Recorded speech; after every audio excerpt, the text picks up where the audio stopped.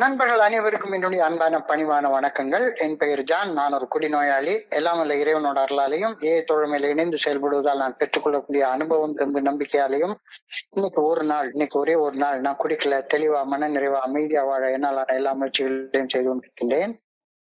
நண்பர் மூர்த்தி குறிப்பிட்டார், கோயம்புத்தூர் ஒருங்கிணைப்பு குழு மனசாட்சியின் தீர்மானத்தின் அடிப்படையில ஒவ்வொரு நாளும் ராத்திரி 9:30 to 10 நடந்து கொண்டிருக்கிற இந்த ஆன்லைன் மீட்டிங்ல 24 hours a day, 24 மணித்துளிகள் ஒரு நாள் அப்படின்ற புத்தகத்துல இருந்து ஒவ்வொரு நாளும் ஒவ்வொரு பக்கமாக எடுத்து வாசிச்சு விளக்கம் பார்த்து கலந்தாய்வு செய்து இந்த கூட்டத்தை நடத்தி கொண்டிருக்கின்றோம். அதன் தொடர்ச்சியாக இன்றைக்கு நாம அடைந்திருக்கிற பக்கம் ஜூன் மாதம் 12ஆம் நாள். சோ இந்த ஜூன் மாதம் 12ஆம் நாளுக்கான சிந்தனையை முதல்ல வாசிச்சு அதற்கு அப்புறமா அதற்கு விளக்கம் பார்த்து கலந்தாய்வு செய்து இந்த கூட்டத்தை நிறைவு செய்வோம். சோ இந்த ஜூன் 12 பக்கத்தை வாசிப்பதற்கு நண்பர் மூர்த்தி அவர்களை அன்போட பணியோடு அழைக்கின்றேன். மூர்த்தி, ஜூன் 12. தேங்க்யூ. நன்றி சார், நன்றி. 24 hours டே ஆங்கில புத்தகத்தின் தமிழாக்கம் 24 மணித்துளிகள் ஒரு நாள். ஜூன் மாதம் 12ஆம் தேதி. ஏஏ தோழமையின் இன்றைய சிந்தனை. நாம் ஏஏ தோழமையில் இணைந்த போது பிரம்மாண்டமான ஒரு உண்மையை கண்டுகொண்டோம். நாம் ஒதுக்கப்பட்ட ஒழுக்க குறைபாடுள்ள சமுதாய தொழு நோயாளிகள் அல்ல எனவும், நாம் சாதாரண குடி நோயாளிகள் என்ற மாபெரும் உண்மையை நாம் கண்டுகொண்டோம். சமுதாயம் நம்மை குறித்து கொண்டிருந்த கருத்து தவறானது என்பதை உணர்ந்து கொண்டோம். நம்மை மடத்தன்மை நிறைந்த வாத்துக்கள் என கருதினோம். அது உண்மை அல்ல. நாம் அனுபவித்த அதே அனுபவங்களை பெற்ற மனிதர்களும் இந்த உலகத்தில் உள்ளார்கள். நமக்குள்ள அதே நோய் பிற மனிதர்களிடத்திலும் காணப்படுகிறது. அவர்கள் நோயின் பாதிப்புகளிலிருந்து மீட்படைந்து வருகிறார்கள். அவர்களால் மீட்படைய முடியும் என்றால் மீட்படைய முடியும்.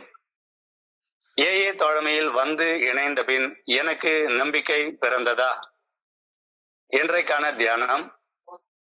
நான் சொல்லும் இந்த வார்த்தைகளை கேட்டு இவற்றின் படி செயல்படுகிற எவரும் பாறை மீது தம் வீட்டை கட்டிய அறிவாளிகளுக்கு ஒப்பானவர். மழை பெய்தது, ஆறு பெருக்கெடுத்து ஓடியது, பெரும் காற்று வீசியது. அவை அவ்வீட்டின் மேல் மோதியும் வீடு விழவில்லை. ஏனெனில் பாறையின் மீது அதனது அடித்தளம் இடப்பட்டிருந்தது. இறையருட் பேராற்றலின் நல்ல ஒழுங்கான வழிகாட்டுதலை புரிந்து கொண்டு அதற்கு பணிந்து செய்யும் செயல்களால் வாழ்க்கை என்ற மாளிகை கட்டி எழுப்பப்படுகையில், வாழ்க்கையில் வீசும் புயல்களுக்கு மத்தியிலும் நான் அசையாமல் நிலைத்து நிற்பேன். மனச்சலனமற்ற அசைக்க முடியாத வாழ்க்கையை இறையருட் பேராற்றலுக்கு பணியும் பணிவு என்ற அடித்தளத்தின் மேல் மட்டும்தான் கட்டி எழுப்ப முடியும். மனசாட்சிக்கு பணிந்து செய்யும் செயல்கள் என்ற கற்களை ஒன்றின் மேல் ஒன்றாக வைத்து இந்த உறுதியான வாழ்க்கை என்ற மாளிகை கட்டி எழுப்பப்படுகிறது. இறையருட் பேராற்றலது நல்ல ஒழுங்கான வழிகாட்டுதலுக்கு தினசரி பணிவதால் அந்த பேராற்றலது விருப்பப்படி நமது வாழ்க்கை உறுதியான அடித்தளத்தின் மேல் கட்டப்படும். இன்றைக்கான பிரார்த்தனை.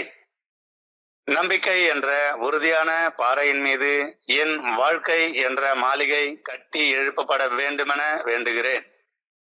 இறையருட் பேராற்றலின் தெய்வீக வழிகாட்டுதலுக்கு நான் பணிந்து செயல்பட வேண்டுமெனவும் வேண்டுகின்றேன். சார், நன்றி சார். நன்றி சார். Welcome sir. நன்றி நன்றி நன்றி நன்றி நன்றி. நண்பர்கள் அனைவருக்கும் மீண்டும் ஒருமுறை என்னுடைய அன்பான பணிவான வணக்கங்களை தெரிவித்துக் கொள்றேன். என் பெயர் ஜான். நான் ஒரு குடிநோயாளி. எல்லாம் வல்ல இறைவனோட அருளாலையும் தோழமையில் இணைந்து செயல்படுவதால் நான் பெற்றுக்கொள்ளக்கூடிய அனுபவம் தெம்பு நம்பிக்கையாலையும் இன்னைக்கு ஒரே ஒரு நாள் நான் குடிக்கல, தெளிவா மன நிறைவா அமைதியா வாழ என்னாலான எல்லா முயற்சிகளையும் செய்து கொண்டிருக்கின்றேன். நான் குடிச்சிட்டு இருந்த குடி நாட்கள்ல இறுதி நாட்கள்ல எல்லாம் கடைசி 1 வருஷம் 2 வருஷம்லாம் நான் யார குடிக்க கூப்பிட்டாலும் கூட கூப்பிட்டா கூட என்கிட்ட காசு இருக்குடா, என் கூட சேர்ந்து குடிக்கவா அப்படின்னு கூப்பிட்டா கூட மூஞ்சில் அடிச்சது போல மறுத்து சொல்லிட்டு பெருத்து ஓடி போயிடுவாங்க. எல்லாருமே என்னை ஒரு வகையான இகழ்ச்சியோட தான் பார்க்க ஆரம்பிச்சாங்க. அம்மா, அப்பா, கூட பிறந்த சகோதர, சகோதரிகள், கட்டின பொண்டாட்டி, பெத்த பிள்ளை, அக்கம் பக்கத்துல வாழ்ந்த மனுஷங்க, எனக்கு வேலை கொடுத்தவங்க, என் கீழே வேலை செய்யறவங்க, என் கூட வேலை செய்யறவங்க, எல்லாருமே என்னை ஒரு வகையான இகழ்ச்சியோட, வெறுப்போட, கசப்போட தான் பார்த்தாங்க. என்னடா இப்படி பாக்குறாங்க? ஊர்ல, நாட்டுல எல்லா இடத்துலயும் சாராயம் குடிக்கிறவங்க இல்லாமலா இருக்காங்க, ஏன் என்னை அப்படி ஒரு பாக்குறாங்க? இந்த சமுதாயம் ஒரு தொழுநோயாளிய எப்படி அருவருப்போட பார்க்குமோ, அப்படி ஒரு அருவருப்போட தான் குடியின் கடைசி நாட்கள்ல நான் பார்க்கப்பட்டேன். எல்லாரும் என்னை அப்படிதான் ஒரு அருவருப்பா தான் பார்த்தாங்க. காரணம் எனக்கு தெரியல. ஏன்னா ஒவ்வொருத்தரும் பார்க்கிற பார்வையில ஒரு இகழ்ச்சி இருக்கும். என்னடா மனுஷன் இவன்? கேவலமா பார்ப்பாங்க, அவமானமா, அசிங்கமா பார்ப்பாங்க. இவெல்லாம் எதுக்கு உயிரோட இருக்கான்? இவெல்லாம் எது உயிரோட இருந்து என்ன செய்ய போறான்? கடவுள் நல்ல மனுஷங்களை எல்லாம் எடுத்துக்கிறாரு, இந்த நாசமா போன மனுஷனுக்கு ஒரு சாவு வரமாட்டேங்குதே. சும்மா நடந்து போயிட்டு இருக்கிற மேலாம் ஏதாச்சும் ஒரு இது வந்து சாவு வருது. இந்த மாதிரி இந்த அருவருப்பான அசிங்கமான மனுஷனுக்கு ஒரு சாவு வர மாட்டேங்குது அப்படின்னு என் காது கூட பேசுறத கூட நான் உண்மையிலே கேட்டிருக்கேன். இதான் யதார்த்தமான நிலைமை. இந்த அருவருக்கத்தக்க வாழ்க்கை நிலைய நான் மதுவை குடிச்ச முதல் நாள்ல எனக்கு அடையவே இல்லை. முதல் நாள்ல என் கூட சேர்ந்து எல்லாரும் குடிச்சாங்க. எனக்கு மது வாங்கி கொடுத்தாங்க. என்னோட நட்பை விரும்பி என் கூட குடிக்கிறதுக்கு ஆள் நிறைய பேர் இருந்தாங்க. முதல் நாள்லயே நான் அருவருக்கத்தக்க நிலைக்கு நான் போயிடல. நான் குடிகார நிலையில இருந்து குடி நோயாளி நிலைக்கு கடந்து போனப்பதான் எனக்கு இந்த பாதிப்பு ஏற்பட்டுச்சு. இந்த மதிப்பு இழப்பு அப்பதான் ஏற்பட்டுச்சு. எனக்கு ஏன் இப்படி ஒரு அவமானம் நிகழுது அப்படின்னு எனக்கு ரொம்ப நாள் புரியவே இல்லை. மனுஷங்க என்கிட்ட இருந்து அலறி அடிச்சு தெரிச்சு ஓடுறாங்க. நான் என்ன அப்படி பெரிய பொல்லாத தப்பு செஞ்சுட்டேன் அப்படின்னு எனக்கு புரியவே இல்லை. அப்பதான் இந்த சூழ்நிலையில தான் ரொம்ப தனிமையை உணர்ந்த அந்த காலகட்டத்துலதான் ஏஏ தோழமையுடைய அறிமுகம் எனக்கு கிடைச்சது. இந்த புத்தகத்துடைய அறிமுக அத்தியாயம் மருத்துவரின் அபிப்பிராயம், மருத்துவரின் கருத்து, அதுக்கப்புறமா பெர்லின் ஸ்டோரி கதை, இந்த 2 அத்தியாயங்களை படிக்கிறப்பதான் இந்த உலகத்துல ஒரு நோய் இருக்கு. அந்த நோய்க்கு பேரு குடி நோய், ஆல்கஹாலிசம், ஆல்கஹால் யூஸ் டிசார்டர், மது அடிமைத்தன பழக்க கோளாறு.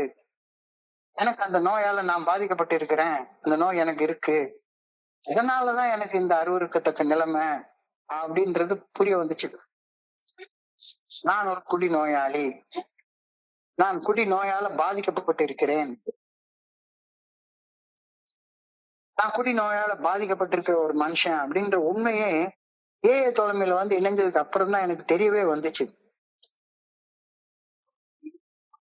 இதான் என்கிட்ட ஆணித்தரமா சொல்லுது ஏல ஒரு வார்த்தை, an alcoholic is neither bad nor mad, he is sick.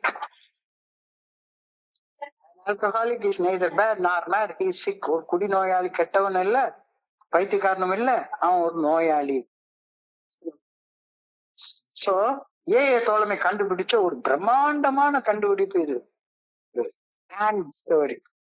பிரம்மாண்டமான கண்டுபிடிப்பு இதுதான் இன்னைக்கு சிந்தனையுடைய முதல் வரியாக எழுதப்பட்டிருக்கிறது. When we came to AA, we made a tremendous discovery. சாதாரண டிஸ்கவரி இல்ல, பிரம்மாண்டமான கண்டுபிடிப்பு. சாதாரண கண்டுபிடிப்பு அது வரைக்கும் யாரும் இந்த இது கண்டுபிடிக்கல. அது வரைக்கும் எல்லாரும் என்னடா இது ஒருத்தன் குடிச்சு இந்த நிலைமைக்கு போறவனா ஒரு சோசியல் லெப்பர், சமுதாய தொழில் நோயாளியா தான் பார்த்துட்டு இருந்தாங்க.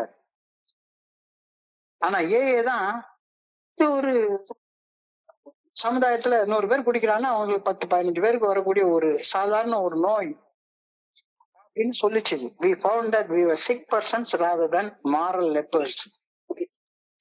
ஒழுக்க கேடுல தொழு நோயாளிகள்லாம் இல்ல, முடியாத அளவுக்கு மோசமான மனிதர்கள்லாம் இல்ல, குடிநோயாளிகள் அப்படின்ற அந்த ட்ரெமெண்டஸ் டிஸ்கவரி வந்து ஏஏ தான் கண்டுபிடிச்சது. நோய்னா சமுதாயத்துல அருவருக்கத்தக்க ஒரு நோய். ஒழுக்கக்கேடு உள்ள மனிதர்கள், ஒழுக்கத்துல கேடு உள்ள மனிதர்களை இந்த சமுதாயம் வந்து என்ன பண்ணுது? பாக்குது, அருவருப்பா பாக்குது. இந்த இப்போ விழாக்கு பக்கத்துல ஒரு யாரோ ஒரு ஆளு, ஒரு எக்ஸ் கான்விக்ட், அவன் வந்து ஒழுக்கமே இல்லாம ஒரு சின்ன +2 படிக்கிற பிள்ளைய பிடிச்சி என்னமோ பண்ணிவிட்டான் அப்படின்றதுனால அவன் அவனை பாக்குற நேரம் இல்ல. அந்த அவனை பத்தி நியூஸ டிக்கெட்ல படிச்சாலும் சரிதான், எல்லாரும் என்னமோ ரொம்ப ஒழுக்கமுள்ள மனிதர்கள் மாதிரி அவனை வந்து பயங்கர அருவருக்கத்தக்க ஒரு பார்வையில பாத்துட்டு இருந்தாங்க. அவன் போட்டோ காட்டின உடனே ஒருத்தன் காரி துப்புறான் அவன் போட்டோ மேல. ஆனா நலம் பாதிக்கப்பட்ட ஒரு மனிதர்கள். சோ ஆனா நல்ல மருத்துவமனைகள்லயோ அல்லது சிறைச்சாலைகள்லயோ அடைச்சு வச்சிருக்காங்க ஒழுக்கக்கேடு உள்ள மனிதர்களை. என்ன பண்ணுவாங்க? சமுதாயத்துல ஃப்ரீயா அலைய விட மாட்டாங்க, அவனை பிடிச்சி உள்ள அடைச்சு வச்சிருவாங்க. சமுதாயத்தில இருந்து விலக்கி வைக்கப்படுவார்கள். அருவருக்கத்தக்க ஒழுக்கக்கேடு உள்ள தொழில் நோயாளிகள் சமுதாயத்திலிருந்து விலக்கி வைக்கப்படுவார்கள். குடியுடைய கடைசி நாட்கள்ல நானும் அப்படித்தான் இருந்தேன். அதிர்ஷ்டவசமாக என்ன மனநல மருத்துவமனையில அடைக்கல, சிறைச்சாலைக்கு நான் போகிற அளவுக்கு எதுவும் குற்றம் செய்யல. ஆனா ஜஸ்ட் மிஸ் தான், ஜஸ்ட் மிஸ், ஜஸ்ட் மிஸ். இன்னும் சில நாட்கள் குடிச்சிருந்தேன்னா நானும் மனநல மருத்துவமனையில அடைக்கப்பட்டு அப்படியே மேல போறதுக்கோ அல்லது ஏதாவது தப்பு செஞ்சுட்டு சிறைச்சாலையில அடைக்கப்பட்டு ஏதாச்சும் ஒரு மோசமான தண்டனைக்கோ ஆளாயிருக்க வாய்ப்புகள் நிறைய இருக்கு. நல்ல வேளை கடவுளுடைய கிருபையால அதுக்குள்ளார எனக்கு ஏஏ தோழமையுடைய பரிச்சயம் கிடைச்சிருச்சு. நானும் ஏஏ தோழமை கண்டுபிடிச்ச அந்த பிரம்மாண்டமான கண்டுபிடிப்பை தெரிஞ்சுக்கிட்டேன். நான் ஒண்ணும் கெட்டவன் இல்லை, நான் ஒண்ணும் பைத்தியக்காரனும் இல்லை, நான் ஒரு குடிநோயாளி. நான் குடிநோய் அப்படின்ற ஒரு நோயால கஷ்டப்படுறேன். நான் ஒண்ணும் அருவருக்கத்தக்க மனுஷன் இல்லை. இந்த நோயின் பாதிப்புகள்ல இருந்து என்னாலையும் மீண்டு வர முடியும் அப்படின்னு சொல்லி புரிஞ்சுக்கிட்டேன். வாத்து மடையன் அப்படின்னு ஒரு வார்த்தையை எல்லா சமுதாயத்துல புழக்கத்துல இருக்கக்கூடிய ஒரு வார்த்தை, வாத்து மடையன் அப்படின்னு சொல்லுவாங்க. யார் அது வாத்து மடையன்? வாத்து மடையன்னா என்ன அப்படின்னா, ஒரு சின்ன கதை எல்லாருக்கும் சின்ன வயசுலயே தெரிஞ்சிருக்கும். தங்க முட்டை போடுற ஒரு வாத்து ஒவ்வொரு நாளைக்கும் ஒவ்வொரு தங்க முட்டை போடும். இந்த வாத்து மடையன் என்ன நினைச்சான்னா, இது என்னைக்கு ஒவ்வொரு நாளா இந்த முட்டைய சேர்த்து வச்சு என்னைக்கு பெரிய பணக்காரன் ஆகுறது, வயிற்றுல இருக்க எல்லா முட்டையும் ஒரே நாள்ல எடுத்துட்டா ஒரே நாள்ல நம்ம பணக்காரன் ஆயிடலாம்ல அப்படின்னு அந்த வாத்தோடைய வயிற்றை கிழிச்சு எடுத்து பார்த்தானா உள்ளுக்குள்ளார ஒண்ணுமே இல்லை. அந்த மாதிரி மடத்தனமான ஒரு செயலை செய்யக்கூடிய மனுஷனை தான் வாத்து மடையன் அப்படின்னு சொல்லி நம்ம சொல்றோம். உற்பத்தியை பெருக்க உற்பத்தி திறனை சாகடிக்கிறோம் வாத்து மடையன். தங்க முட்டை தான் உற்பத்தி, ப்ரொடக்ஷன். வாத்து ப்ரொடக்ஷன் கெப்பாசிட்டி, உற்பத்தி திறன். உற்பத்தியை பெருக்கணும், ப்ரொடக்ஷனை பெருக்கணும் அப்படின்னு உற்பத்தி திறனை சாகடிச்சுக்கிறவன், ப்ரொடக்ஷன் கெப்பாசிட்டியை சாகடிச்சுக்கிறவன் ஒரு வாத்து மடையனை தானே இருக்க முடியும். One who kills the production capacity thinking that he can increase the production is a filtered idiot. வாத்து மடையன். ஒரு குடி நோயாளிகளும் அப்படிப்பட்ட வாத்து மடையர்களாகத்தான் இந்த உலகத்துல வளம் வந்துகிட்டு இருந்தாங்க. நானும் அந்த வாத்து மடையனை போல உலகத்துல இருக்கிற சாராயத்தை எல்லாத்தையும் இன்னைக்கே டைரக்டா முக்தி அடைஞ்சிடணும், மோட்சம் அடைஞ்சிடணும், கடவுளை அடைஞ்சிடணும் அப்படின்னு ஒரு வாத்து மடையனை போல குடிச்சுக்கிட்டே இருந்தேன். இந்த தவிர ஏஏ தோழமை எனக்கு சுட்டி காட்டுச்சு, எஸ் நீ வாத்து மடையன் போல இருக்காத, நீ வாத்து மடையனாக வாழ வேண்டிய அவசியமே இல்லை, ஒன்னாலையும் சாதாரண மனுஷங்களை போல வாழ முடியும் அப்படின்ற அந்த பிரம்மாண்டமான கண்டுபிடிப்பை ஏஏ தோழமை தான் எனக்கு கண்டுபிடிச்சு சொல்லிச்சுது. we are not all ducks as we thought we were. நாம நினைச்சிட்டு இருந்தது போல வாத்து மடையர்களாக வாழ வேண்டிய அவசியமே கிடையாது. இங்க இந்த ஏய தோழமையில என்னை விட அருவருக்கத்தக்க நிலையில வாத்து மடையர்களாக வாழ்ந்ததா பகிர்ந்து கொள்ளக்கூடிய மனிதர்கள் வாழ்க்கையை பாக்குறப்ப இன்னமும் அவங்க அப்படிப்பட்ட அருவருக்கத்தக்க வாழ்க்கையை வாழ்ந்த ட்ரேஸ் கூட இல்ல சம்முன்னு இருக்காங்க. ஆனா அவங்க ஷேரிங்ல கேட்கிற நேரத்துல நாங்களும் வாத்து மடையனா தான் வாழ்ந்துட்டு இருந்தோம், அருவருக்கத்தக்க தொழில்நோயாளிகளாக தான் நாங்களும் இருந்தோம் அப்படின்னு அவங்க சொல்றாங்க. இப்ப அவங்க வாழ்க்கையில பார்க்கக்கூடிய மாற்றங்களை பார்த்தா என்னடா இது, இவ்வளவு மோசமான நிலையில வாழ்ந்து கொண்டிருக்கிறவங்க இப்படி உயர்ந்த நிலைக்கு எப்படி போனாங்க அப்படின்ற ஆச்சரியம் எல்லாருக்கும் ஏற்படுது. ஒருத்தர் சொல்றாரு என்கிட்ட சொல்றாரு, ரத்தத்தை வித்து குடிக்கிறதுக்கு தேவைப்படுற பணத்தை சேர்த்து, அதாவது ரத்த தானம் கொடுத்தா ஹாஸ்பிட்டல்ல கொஞ்சம் பணம் கொடுப்பாங்க. ரத்தத்தை வித்து பணத்தை வாங்கி அந்த பணத்தை வச்சு நான் சாராயம் குடிச்சேன் அப்படின்னு சொல்றாரு. இப்படி ஒரு வாட்ச் மாடே இருப்பானா? நான் அவ்வளவு அளவுக்கு கீழே போலையே.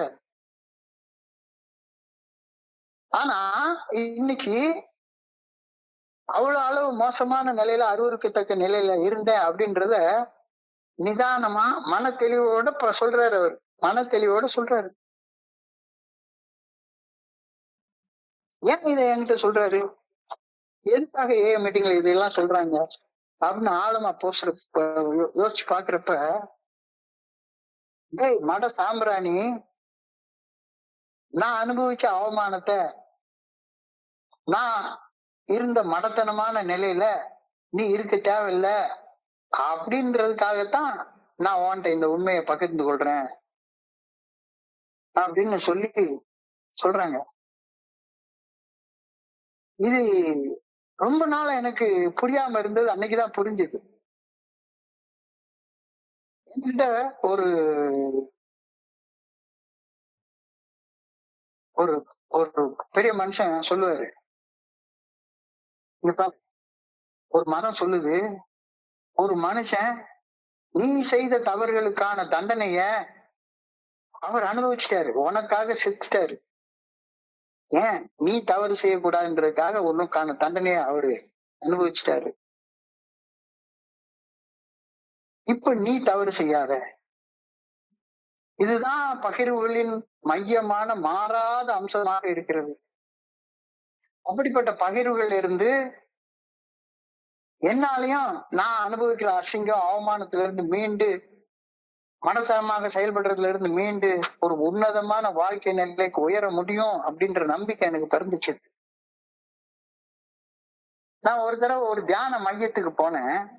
அந்த தியான மையத்துல ஒரு வாரம் தங்கி இருக்கணும். ஒரு ஞாயிற்றுக்கிழமை போனா அடுத்த ஞாயிற்றுக்கிழமை தான் விடுவாங்க. அந்த தியான மையத்துல போய் உள்ள உட்கார்ந்து இருக்கிறப்ப, சரி ஒரு வாரத்துக்கு தேவையான தண்ணி தான் அடிக்க முடியாது, ரைட்டு பரவாயில்ல, ஒரு வாரத்துக்கு தேவையான சிகரெட்டு வேற கொஞ்சம் லாகிரி வஸ்துக்களை வாங்கி வச்சுப்போம், ஸ்டோர் பண்ணி வச்சுப்போம் அப்படின்னு சொல்லி உள்ள எடுத்துட்டு போயிட்டான். 10 பாக்கெட் சிகரெட்டை வாங்கிட்டு போயிட்டான் உள்ளார. அங்க உள்ள ஒருத்தர் சொன்னாரு, இங்க பாரு, உங்களுக்கு இங்க ஒரு வாரம் சாப்பாடு போடுறதுக்கு உங்ககிட்ட இருந்து வெறுமனே 100 ரூபா தான் வாங்குறோம். அது ஒரு டோக்கனா தான். 100 ரூபா கொடுக்காதவங்களுக்கு கூட சேர்த்திருக்கோம் இங்க. நீங்க கடவுளுக்கு காணிக்கையாக எதையுமே கொடுக்க வேண்டாம். நீ ரூம்ல ஒழிச்சு வச்சிருப்பல, இதுக்கான பாட்டிலு, அடிக்கிறதுக்கான சிகரெட்டு, பான்பராக்கு, கஞ்சா, இது எல்லாத்தையும் கொண்டு வந்து கடவுளுக்கு காணிக்கையா போடு. அதுதான் உண்மையான காணிக்கை. நீ கடவுளுக்கு கொடுக்கக்கூடிய காணிக்கையே அருவருக்கத்தக்க வாழ்க்கையா எது வாழ வச்சுதோ அதை கடவுளுக்கு காணிக்கையா கொடுத்துரு. காசு போட வேண்டாம், பணம் போட வேண்டாம், ஒண்ணுமே போட வேண்டாம். உன்னுடைய பாவத்தை கொண்டாந்து இங்க போட்டுரு. எந்த ஒரு எண்ணம் உன்னைய பாவம் செய்ய தூண்டுச்சுதோ அந்த எண்ணத்தை காணிக்கையா கொண்டாந்து போடு அப்படின்னு சொல்லி ஒரு 2000 பேர் இந்த ஹால்ல ஒரு சாக்கு மூட்டையை தூக்கிட்டு வந்தாங்க. உண்மையிலேங்க எவ்வளவு பாக்கெட் சிகரெட்டு, எவ்வளவு தண்ணி பாட்டில், எவ்வளவு பான் பராக்கு, ஸ்டிப்பா கொண்டாந்து போட்டாங்க. சோ நான் செய்த தவறுகளின் உண்மையான தன்மைக்கான தண்டனைய ஏற்கனவே ஒருத்தன் அனுபவிச்சுட்டான். அதுதான் இப்ப பகிர்ந்துக்கிறான். எதுக்காக பகிர்ந்து கொள்றாரு? நீ இனிமே தவறு செய்யாத. இதுதான் பகிர்வுகளுடைய மையமான மாறாத அம்சம். அடிப்படை பகிர்வுல இருந்து என்னாலையும் அசிங்க அவமானத்துல இருந்து மீண்டு, மடத்தனமாக செயல்படுறதுல இருந்து மீண்டு, ஒரு உன்னதமான நிலைக்கு உயர முடியும் அப்படின்ற நம்பிக்கை அவங்க பகிர்வுல இருந்து பிறந்துச்சு. We found other people who had the same illness that we had, who had been through the same experiences that we had been through. நாம இருந்த நிலைமை, நாம அனுபவிச்ச அதே வலி, வேதனை, துன்பம், துயரம் எல்லாத்தையுமே அனுபவிச்சு அதை கடந்து வந்த மனிதர்களை இங்க தோழமையில பாக்குறோம். என்ன போல ஒருவன், என்னையே போல ஒருவன், என்னையே உரிச்சு வச்ச மாதிரி ஒருவன். தோழமையை ஒரு கண்ணாடிக்கு ஒப்பிட்டு சொல்லுவாங்க. முன்னால நின்னு போய் பார்த்தா என்ன தெரியும்? அப்படியே அவனுடைய இது தெரியும். அது மாதிரி ஒரு மீட்டிங்ல எனக்கு முன்னால வந்து ஒருத்தர் நின்னு பகிர ஆரம்பிக்கிறாரு. அவர் பகிர்தல கேட்கிறப்ப நான் வாயடைச்சு போய் அவர் பகிர்றதையே மௌனமாக காது கொடுத்து கேட்கிறேன். அவர் பகிர்வுல நான் செஞ்ச கடந்த கால செய்கைகள், நிகழ்வுகள் எல்லாம் அப்படியே தெரியுது. என்னையே கண்ணாடியில பாக்குறது போல ஒரு உணர்வு உண்டாகுது. இதுதானே ஐடென்டிபிகேஷன், அடையாளம் கண்டுகொள்தல், இனம் கண்டுகொள்தல் அப்படின்னு சொல்றாங்க. என்ன மாதிரியே ஒருத்தன், என்ன போலவே ஒருத்தன், நான் செஞ்சதெல்லாம் அப்படியே சொல்றான். சோ அம்மா சொல்லி கேட்காதனா, அப்பா சொல்லி கேட்காதனா, ஆசிரியர் சொல்லி கேட்காதனா, ஆத்மார்த்தமான நண்பன் சொல்லி கேட்காதனா, சமுதாயத்துல அவமானப்பட்டு நின்னப்ப எத்தனையோ இகழ்ச்சி சொற்களை கேட்டப்ப என்னைய மாத்திக்காதனா, இங்க ஒரு ஏழை நண்பர் பகிர்றத கேட்டு என்னைய மாத்திக்கிறேன் அப்படின்னா காரணம் என்ன? என்ன போலவே அசிங்கப்பட்டு, என்ன போலவே அவமானப்பட்டு, என்ன போலவே வாத்து மடையனாக வாழ்ந்த ஒரு மனுஷன் இன்னைக்கு அற்புதமான ஒரு வாழ்க்கை வாழ்றதாக சொல்றான். அதை கண் எதிர நான் பாக்குறேன், கண்ணுக்கு முன்னால நான் பாக்குறேன், கண்ணுக்கு முன்னால பாக்குறேன். அப்ப என்ன மாதிரியே வாழ்ந்த ஒரு மனுஷன் இன்னைக்கு ஒரு அற்புதமான வாழ்க்கையை வாழ முடியும் அப்படின்னு சொன்னா நிச்சயமா என்னாலேயே முடியும் தானே, நிச்சயமா என்னாலேயே முடியும் தானே. அப்ப நம்பிக்கை வருது, அப்ப நம்பிக்கை வருது. அப்பா சொல்லி கேட்காதனா, அம்மா சொல்லி கேட்காதனா, கூட பிறந்தவங்க சொல்லி கேட்காதனா, பொண்டாட்டி சொல்லி, புள்ள சொல்லி, பெரியவங்க சொல்லி, யார் சொல்லியும் கேட்காதனா, என்ன மாதிரியே கஷ்டப்பட்டு இன்னைக்கு கஷ்டத்துல இருந்து மீண்டு வந்த ஒருத்தன் சொல்றப்ப எனக்கு நம்பிக்கை வருது. சோ என்ன போலவே வாழ்ந்தவன் அவனது பாதிப்புகள்ல இருந்து மீண்டு வாழ முடியும் அப்படின்னா என்னாலே முடியும், என்னாலே முடியும். அப்ப அழகா சொல்லுவாரு என்னுடைய ஸ்பான்சர், சொல்லுவாரு, என்கிட்ட இருக்கிறது உனக்கு வேணும்னு நீ ஆசைப்பட்டேன்னா நான் என்ன செஞ்சனோ அதை நீ செய்யணும் தானே, அப்பதானே என்கிட்ட இருக்கிறது உனக்கு கிடைக்கும். சோ அப்போ அவர் செஞ்சதை நானும் செய்யணும் அப்படின்ற உத்வேகம் இயற்கையாக ஒரு குடிநோயாளிய மனசுல ஏய கூட்டத்துல வந்து இணைஞ்சதுக்கு அப்புறமாக கிடைக்க ஆரம்பிக்குது. They have recovered. They have recovered. If they can do it, I can also do it. அவங்களால செய்ய முடியும் அப்படின்னு சொன்னா என்னாலே அதை செய்ய முடியும் அப்படின்ற நம்பிக்கை எனக்கு வருது. இந்த நம்பிக்கை உனக்கு வந்துச்சா? தோழமையின் கூட்டத்துல ஒண்ணு நீ உன்னுடைய சக மனிதன் பகிர்ற நேரத்துல அந்த பகிர்வுல இருந்து கேட்டு உன்னை நீ அடையாளம் கண்டு கொண்டுட்டு என்னாலே உன்னத நிலைக்கு மாறி வர முடியும் அப்படின்ற நம்பிக்கை பிறந்துதா? Was hope born in me the day I walked into தோழமையில அடி எடுத்து வச்ச அந்த நாள்ல எனக்கு நம்பிக்கை பிறந்ததா? இல்ல இப்பயாச்சும் பிறந்திருக்கா? என்னாலயும் ஒரு உன்னதமான வாழ்க்கை வாழ முடியும் அப்படின்ற நம்பிக்கை பிறந்திருக்கா?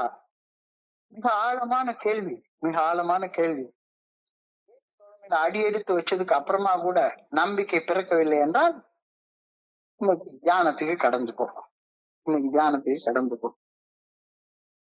இன்னைக்கு தியானத்துடைய முதல் வார்த்தை action is the magic word. Action is the magic word. செயல் ஒன்றே மந்திர சொல்.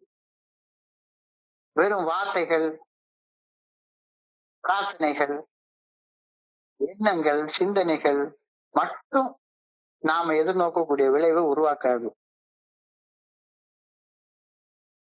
என்னுடைய ஸ்பான்சர் இருக்கிறது எனக்கு வேணும் அப்படின்னு சொன்னா அவர் சொல்றத மட்டும் கேட்டுக்கிட்டே இருந்தா பத்தாது. அவர் என்ன செஞ்சாரோ அதை நான் செய்யணும். உறுதியான தொடர்ச்சியான முயற்சி, பயிற்சி, சாதகம் மட்டும்தான் நிஜமான நல் விளைவுகளை தனி மனித வாழ்க்கையில மாற்றங்களை உருவாக்கும் அப்படின்றத தெளிவாக இந்த ஸ்லோகன் சொல்லுது. Action is the magic word. வாய் பேசிட்டே இருந்தா ஒரு வேலைக்கும் ஆகாது.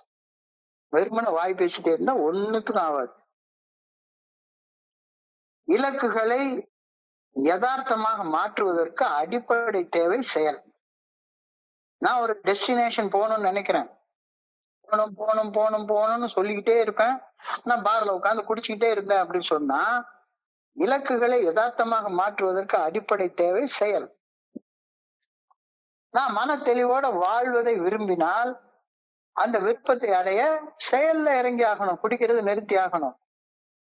நோக்கம் செயலாக மாற வேண்டும். வெறுமனே யோசிச்சுக்கிட்டே இருக்கக்கூடாது. நோக்கம் செயலாக மாற வேண்டும். ட்ரஸ்ட் அண்ட் ஆத்தென்டிசிட்டி, இத பேச்சை செயல்களோடு ஒருங்கிணைக்கக்கூடிய ஒரு சொல்லாகும். பயத்தை வெல்லணும்னா செயல்ல இறங்கி ஆகணும். செயல்ல இறங்கி ஆகணும். சோ மனசாட்சியின் நல்ல ஒழுங்கான வழிகாட்டுதலின் வார்த்தைகளை, மனசாட்சியின் குரலை, மனசாட்சியின் கட்டளைகளை கேட்டு அதன்படி நடப்பவன், அதற்கு பணிந்து செயல்படுபவன் உறுதியான அடித்தளத்தின் மீது தன் வீட்டை கட்டிய புத்திசாலிக்கு ஒப்பாவான். யாராச்சும் வீடு கட்டுறதானா சரிதான், பவுண்டேஷன் போடாம அடித்தளம் போடாம யாராச்சும் வீடு கட்டுவாங்களா? அடித்தளம் இல்லாத கட்டுனா அந்த வீடு என்ன ஆகும்? நான் தோழமை கூட்டங்களுக்கு வந்து வெறுமன பகிர்வுகளை கேட்டுட்டு பகிர்ந்துட்டு போறவனாக மட்டும் இருந்தால் எனக்கு வாழ்க்கையில எந்த மாற்றமும் இருக்காது. சோ நான் தோழமையின் கூட்டங்களுக்கு வந்து வெறுமனை பகிர்வுகளை கேட்பவனாக மட்டும் இல்லாமல் தோழமை பரிந்துரைக்கக்கூடிய 12 படிகள் அடங்கிய மீட்படையும் செயல் திட்டத்தின்படி செயல்பட்டு வாழ்பவன் தான். வாழ்றப்பதான் நான் என்னுடைய வாழ்க்கைக்கு ஒரு ஃபவுண்டேஷனே போட்டுக்கிறேன். இல்லாட்டி போனா எனக்கு ஃபவுண்டேஷனே நான் போடல.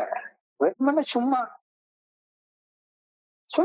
நான் பாட்டுக்கு 4 கல்ல எடுத்து வச்சு வீடை கட்டுறேன் அப்படின்னு ஒரு ஒரு ஒரு உறுதியான அடித்தளம் போட வேண்டாமா?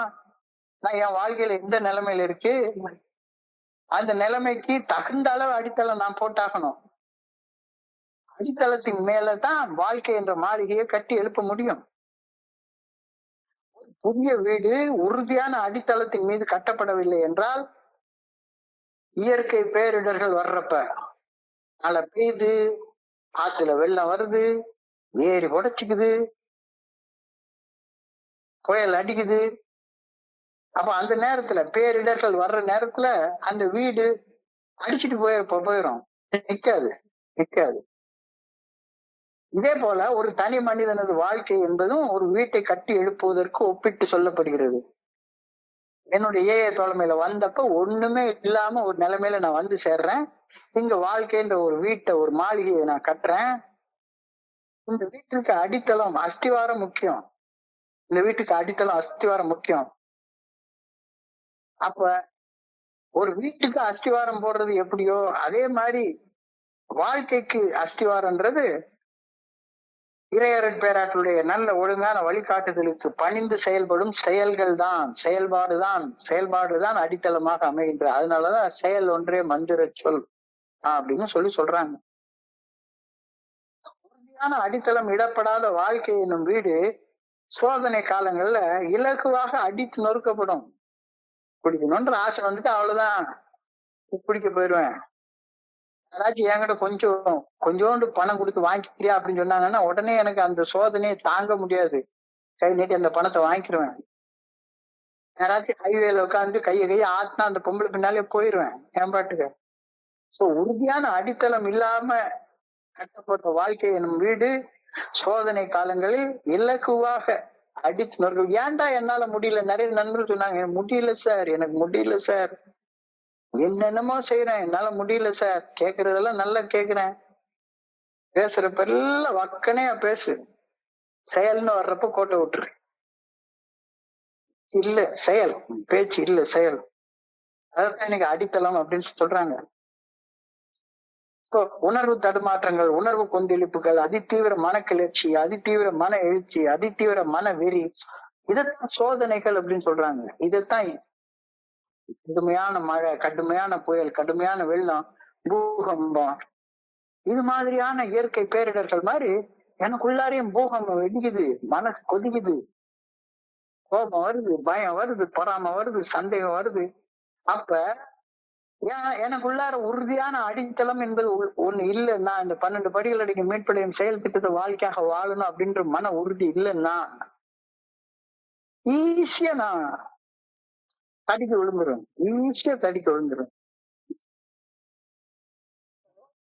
அழகா சொல்றாங்க, என் வார்த்தைகளை கேட்டு அவற்றிற்கு பணிந்து செயல்படுபவன் பாறையின் மேல் தன் வீட்டை கட்டிய புத்திசாலிக்கு ஒப்பாவான்.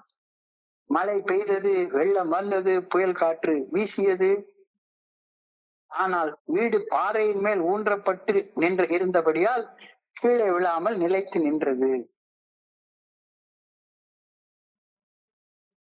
என் வார்த்தைகளை கேட்டும் அதற்கு பணிந்து செயல்பட மறுப்பவன் அடித்தளம் இல்லாமல் மணல் மேல் தன் வீட்டை கட்டிய அறிவிலிக்கு ஒப்பாவான். ஒரு சின்ன லேண்ட்ஸ்லைடு வந்து அப்படியே வீடு அழிச்சிட்டு போயிடும். அது பாட்டு மழை வந்தது, வெள்ளம் வந்தது, புயல் வீசிய போது வீடு அஸ்திவாரம் இல்லாதபடியால அப்படியே அடிச்சு நொறுக்கப்பட்டு போயிருந்தது. பாறை மீது கட்டிய வீடு. ஏஏ தோழமை பரிந்துரைக்கும் 12 படிகளுடைய மீட்படையும் செயல் திட்டத்திற்கு பணிந்து செயல்படும் செயல்களால் கட்டப்பட்ட வாழ்க்கை. ஒவ்வொரு செயல் செயலால் நான் இந்த வீட்டை கட்டி எடுப்பேன், என்னுடைய வாழ்க்கையை கட்டி எடுப்பேன்.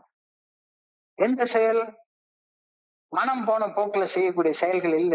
அது வந்து அடித்தளம் இல்லாம கட்டி எடுப்புற வீடு பொத்துன்னு விழுந்துரும். ஆனா மனசாட்சிக்கு பணிந்து செயல்படுறதுதான் உறுதியான அடித்தளத்தின் மேல், பாறையின் மேல் கட்டிய வீடு. ஒரு செயலா, ஒரு கல்லா எடுத்து வச்சு நான் கட்டுறேன். வாரம் இது பணிவை குறிக்குது, பணிந்து செயல்படும் செயல்பாட்டை குறிக்குது. சோதனைகள், ஒரு வீட்டை இடிக்கிறதுக்கு வரக்கூடிய சோதனைகள் என்ன? இயற்கை பேரிடர்கள்னு சொல்றாங்க. சுனாமி வருது, மழை வருது, வெள்ளம் வருது. ஆனா உறுதியான அடித்தளத்துல இடப்பட்ட வீடு. எந்த சோதனை வந்தாலும் நிற்கும். ஜப்பான்லாம் எப்ப பார்த்தாலும் சுனாமி வருது. ஆனா நம்ம ஊர்ல ஒரு சுனாமி வந்தாலே 1 லட்சம் பேர் செத்து போயிட்டோம். ஜப்பான்ல வருஷத்துக்கு ஒரு சுனாமி வருது. ஆனா அந்த சுனாமி எதிர்த்து நிக்கிற மாதிரி அடித்தளம் போட்டு வீடை கட்டி வச்சுக்கிறாங்க. அவங்க சுனாமி அலர்ட் வருது, கரெக்டா இருந்துக்கிறாங்க. பெரிய பொருள் சேதம் கூட இல்லாம அந்த சுனாமிக்கு மத்தியிலையும் அழகா வாழ்ந்து கொண்டிருக்கிறார்கள். சோதனை என்பது குணக்கோளாறுகளால் உருவாகும் உணர்வு தடுமாற்றங்கள், உணர்வு கொந்தளிப்புகள், அதிதீவிர மன கிளர்ச்சி, அதிதீவிர மன எழுச்சி, அதிதீவிர மன வெறி. அடித்தளம் இல்லைன்னா ஈஸியா போயிடுவேன். சோ மணல் மேல் கட்டிய வீடு அடித்தளம் இல்லாமல் கட்டப்பட்ட வீடு. சோ என் வார்த்தைகளை கேட்டு அவற்றுக்கு பணிந்து செயல்படுவான். ஏஏ தோழமைக்கு வந்து ஏஏ தோழமையில கூறப்படுற அந்த பகிர்வுகளை கேட்டு எப்படி இருந்தோம், என்ன நடந்தது, இன்னைக்கு நாம எப்படி இருக்கோம் அப்படின்ற வார்த்தைகளை கேட்டு தன்னுடைய வாழ்க்கையை மாற்றிக்கொண்டு அவற்றிற்கு பணிந்து செயல்படுவான். பாறையின் மேல தன்னுடைய வீட்டை கட்டிய ஒரு அறிவாளிக்கு ஒப்பாவான். இல்ல வாத்து மடைய மாதிரி இன்னும் இருக்க போறியா? மறுபடியும் வாத்து மடைய மாதிரி இருக்க போறியா? இல்ல சமுதாய தொழில்நோயாளி போறதான் வாழ போறியா? இங்க வந்து பார்த்தா இல்ல, நான் ஒரு சாதாரண நோயாலதான் கஷ்டப்படுறேன், நான் ஒண்ணும் சமுதாய தொழில் நோயாளியாக வாழ்க்கை முழுக்க வாழ வேண்டிய அவசியம் கிடையாது அப்படின்றத புரிஞ்சு கொள்ற நேரத்துல என்னால என்னுடைய வாழ்க்கையை உறுதியான அடித்தளத்தின் மேல கட்டணும். வந்த உடனே முதல்ல போட வேண்டியது அடித்தளம், பவுண்டேஷன் என்ன? நம்பிக்கை. என்ன நம்பிக்கை?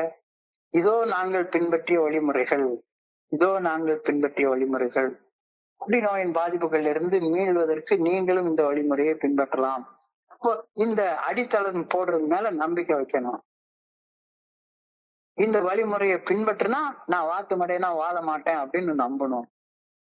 இந்த வழிமுறைகளை பின்பற்றினா நான் வந்து ஒரு சமுதாய தொழுநோயாளி மாதிரி உலகத்தால நடத்தப்பட மாட்டேன்னு நம்பணும். இல்ல ஒரு குடிநோயாளி இந்த அடித்தளம் போடாம ஏஐ தோழமைக்கு வெறுமனே வந்து போய் செயல்பட்டு இருந்தான்னா மறுபடியும் அதே சோசியல் லெப்பர் மாதிரிதான் வாழ்ந்து கொண்டு இருப்பான். தோழமையில சில பெரிய நண்பர்களை பார்த்திருக்கிறேன். ஏஐ தோழமையில வந்ததை விட மோசமான தனிமைக்கு போயிடுவாங்க. அந்த நாளை விட மோசமான தனிமைக்கு போயிடுவாங்க. ஏன்? அடித்தளம் இல்லாம அவங்க வாழ்க்கையை ஏஐ தோழமையில கட்டிக்கிட்டு இருக்காங்க. இளையர் பேராட்சி நல்ல ஒழுங்கான வழிகாட்டுதல் மனசாட்சியின் மூலம் வெளிப்படுத்தப்படுகிறது அப்படின்ற உண்மையை உறுதியாக நம்பணும். மனசாட்சிக்கு பணிஞ்சு மனசாட்சி உறுத்தும் செயல்களை செய்யாம இருக்கணும். மனசாட்சி சரின்னு சொல்லக்கூடிய செயல்களை செய்யணும். அப்படி இறையர் பேராட்சியின் மனசாட்சி நல்ல ஒழுங்கான வழிகாட்டுதலுக்கு பணிந்து, அதாவது மனசாட்சி நல்ல ஒழுங்கான வழிகாட்டுதலுக்கு பணிந்து மனசாட்சி உறுத்துற செயல்களை செய்யாம மனசாட்சி சரின்ற செயல்களை செய்து வாழ்றவன் உறுதியான அடித்தளத்தின் மேல தன்னுடைய வாழ்க்கையை கட்டி எழுப்புற புத்திசாலிக்கு வருவான், ஒப்பானவன். அவன் வாழ்க்கையிலும் உணர்வு தடுமாற்றங்கள் வரும். புயல் வீசும், கோபம் வரும், பயம் வரும், அவனுக்கும் சந்தேகம் வரும், அவனுக்கு காம உணர்ச்சிகள் வரும், எல்லாம் வரும். புயல் வீசும். ஆனா அந்த புயல்களுக்கு மத்தியில அவன் அடிச்சுட்டு போயிடப்பட மாட்டான், தப்பு செய்யப்பட மாட்டான். அவன் வாழ்க்கை நிலை தடுமாறாமல் நிலைத்து நிற்கும். அப்போ நாம செய்ய வேண்டியது ஃபவுண்டேஷன்.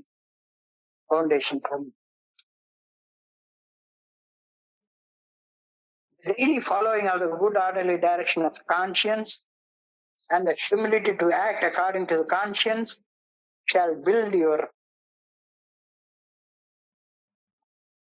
life. அதுதான் வாழ்க்கையை கட்டி எழுப்பும், உறுதியான அடித்தளத்தின் மேல கட்டி எழுப்பும். அதுக்காக இன்னைக்கு பிரார்த்தனை பண்ணேன்.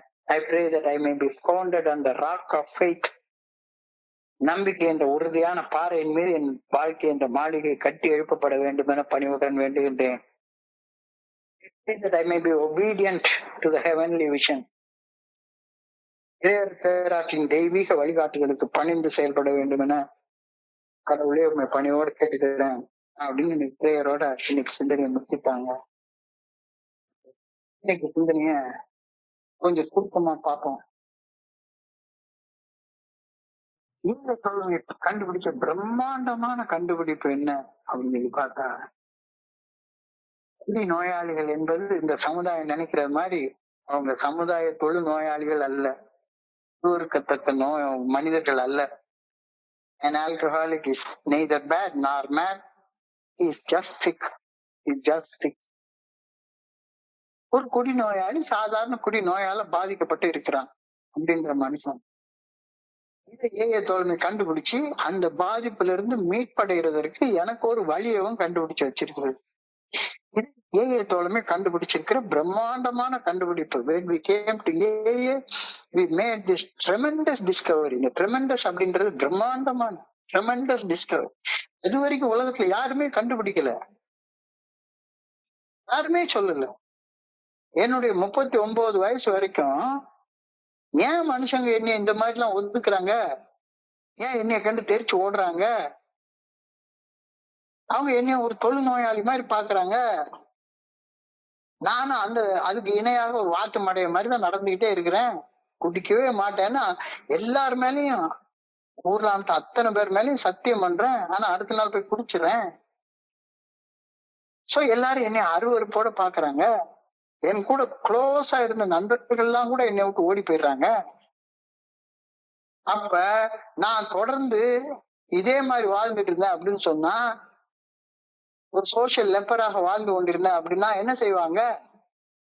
என்னைய பிடிச்சி ஒரு மனநல காப்பகத்துல அடைச்சு வச்சிருவாங்க, அல்லது சிறைச்சாலையில அடைச்சு வச்சிருவாங்க. அது ரெண்டை தவிர ஒரு ஒண்ணுமே கிடையாது. இல்லைன்னா நான் அந்த நிலைமையில இருந்து வெளியே வரணும். அந்த நிலைமையில இருந்து வெளியே வர்றதற்கான ஒரு அற்புதமான கண்டுபிடிப்பை தான் ஏஐ தோழமை கண்டுபிடிச்சிருக்கு. நீ இந்த அருவருக்கத்தக்க வாழ்க்கை நிலையில வாழ வேண்டிய தேவையே கிடையாது. வாக்கு மடையனா வாழ வேண்டிய அவசியமே கிடையாது. ஏஐ தோழமையில பாக்குறப்பதான் என்னை விட அருவருக்கத்தக்க வாழ்க்கை வாழ்ந்ததாக சொல்லிக்கிற மனிதர்கள் எல்லாம் இன்னைக்கு தலை நிமிர்ந்து அற்புதமான வாழ்க்கைய வாழ்ந்துட்டு இருக்கிறத கண்ணால பாக்குறேனே, அப்ப அவங்களால முடியும்னா என்னாலயும் முடியும் அப்படின்ற நம்பிக்கை வருது. ரத்தத்தை வித்து குடிக்கிறதுக்கு பணம் சேர்த்து போய் குடிச்சுட்டு ரத்த வாந்தி எடுத்துட்டு படுத்து கிடந்தானே ஒருத்தர் சொல்றான். அவனை என்னன்னு சொல்றது? வாத்து மடையன்னு சொல்றதா அல்லது சமுதாய தொழில் நோயாளின்னு சொல்றதா? ஆனா அந்த நிகழ்வை சிரிச்சுக்கிட்டே பகிர்ந்து விடுறாரு. அப்ப when we found other people who had same illness that we had, and when we hear them sharing their experiences, எனக்கும் அவங்கள மாதிரி நல்ல வாழ்க்கை வாழ முடியும் அப்படின்ற நம்பிக்கை வருது. அவங்க கிட்ட என்னை அடையாளம் கண்டுபிடிச்சு என்னாலே நல்ல வாழ்க்கை வாழ முடியும் அப்படின்ற நம்பிக்கை வருது. இந்த நம்பிக்கை உனக்கு இது வரைக்கும் வந்திருக்குதா? இந்த நம்பிக்கைன்றது ஏஏ தோழமை பரிந்துரைக்கக்கூடிய 12 படிகள் நீங்க மீட்புடன் செயல் திட்டத்தை வாழ்க்கையாக வாழ்ந்தா, நான் அருவருக்கத்தக்க வாழ்க்கை நிலையில இருந்து அற்புதமான வாழ்க்கை நிலைக்கு என்னால கடந்து போக முடியும் அப்படின்ற நம்பிக்கையை தான் சொல்றாரு.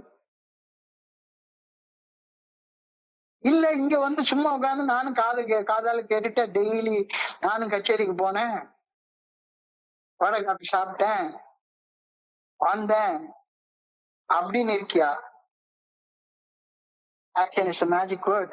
Action is a magic word. செயல் ஒன்றே மந்திர சொல் என்பது வெறும் வார்த்தைகள், பிரார்த்தனைகள், பேசுறதால நடக்கிறது இல்ல. உறுதியான தொடர்ச்சியான முயற்சி, பயிற்சி, சாதகம், அதுதான் நிஜமான நல் விளைவுகளை மனுஷ வாழ்க்கையில உண்டாக்கும். இதுதான் இலக்குகளை யதார்த்தமாக மாற்றுவதற்கு அடிப்படை தேவை. ஆக்ஷன், ஆக்ஷன், ஆக்ஷன், செயல். மன தெளிவுடன் வாழ்ற வாழ்க்கையை நான் விரும்பினேன்னா, என்னுடைய ஸ்பான்சர் வாழ்ற வாழ்க்கை எனக்கு வேணும்னு நான் விரும்பினேன்னா, என்னுடைய குருஜி வாழ்ற வாழ்க்கை வேணும்னு நான் விரும்பினேன்னா, அவர் என்ன செஞ்சாரோ அதை நானும் செய்ய ஆரம்பிக்கணும். இது பேச்சை செயல்களாக ஒருங்கிணைப்பதாகும். அச்சத்தை வெல்வதற்கு செயல்ல இறங்கி ஆகணும். இல்ல எனக்கு பயமா இருக்கு, பயமா இருக்கு, பயமா இருக்கு அப்படின்னு பேசிக்கிட்டே இருக்கிற வரைக்கும் ஒண்ணுமே மாறாது. மனசாட்சி நல்ல ஒழுங்கான ஒழுங்கான வழிகாட்டுகளின் வார்த்தைகளின் குரலை கட்டளையாக கேட்டு அதன்படி நடப்பவன், அதற்கு பணிந்து செயல்படுபவன் உறுதியான அடித்தளத்தின் மீது தன்னுடைய வீட்டை கட்டிய ஒரு புத்திசாலிக்கு ஒப்பாவான். புத்திசாலியா இரு, வாத்து மடையனா இருக்காத.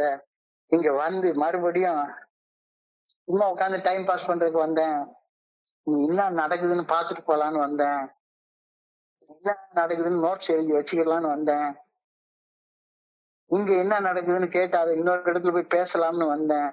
வேலைக்கே ஆகாது. யார நீ ஏமாத்துற? வேலைக்கே ஆகாது. வீடு உறுதியான அடித்தளத்தின் மேல் கட்டப்படவில்லை என்றால் பேரிடர் காலத்துல அது ஈஸியா பொதன்னு விழுந்துரும்.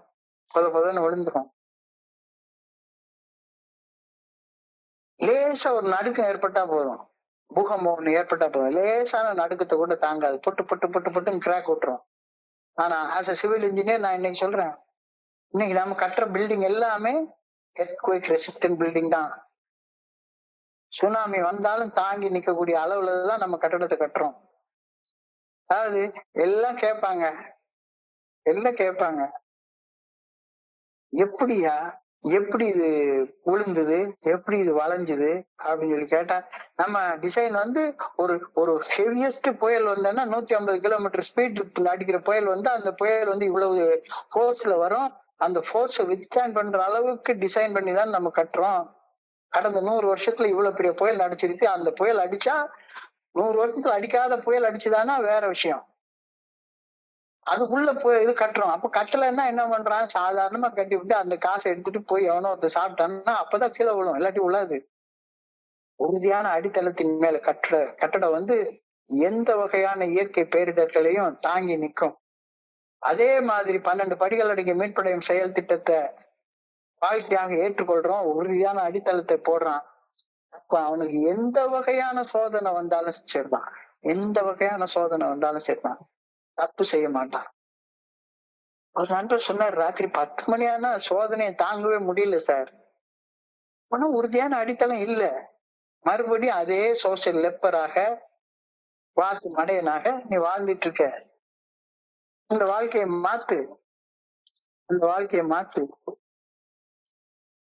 பாறையின் மேல் வீட்டை கட்டு, அஸ்திவாரத்தை ஒழுங்கா போட்டு கட்டு. அப்பதான் சோதனை நேரங்கள்ல குணக்கோளாறுகள் உன்னை தடுமாற வைக்கும் போது, உன்னுடைய உணர்ச்சிகளை கொந்தளிக்க வைக்கும் போது உன்னால நிலைச்சு நிக்க முடியும். வெறுமனா சும்மா மணல் மேல வீட்டை கட்டி வச்சேன்னா, அடித்தளமே இல்லாம கட்டினேன்னா அடிச்சுட்டு போயிடாது பாட்டுக்க. சோ என் வார்த்தைகளை கேட்டு அவற்றுக்கு பணிந்து செயல்படுபவன் பாறையின் மேல் தன் வீட்டை கட்டிய புத்திசாலிக்கு ஒப்பாவான். மழை பெய்தது, வெள்ளம் வந்தது, புயல் காற்று வீட்டின் மேல் வீசியது. ஆனால் வீடு பாறையின் மேல் ஊன்றப்பட்டு கட்டப்பட்டிருந்தபடியால் அது கீழே விழவே இல்லை. மாறாக என் வார்த்தைகளை கேட்டு அதற்கு பணிந்து செயல்பட மறுப்பவன்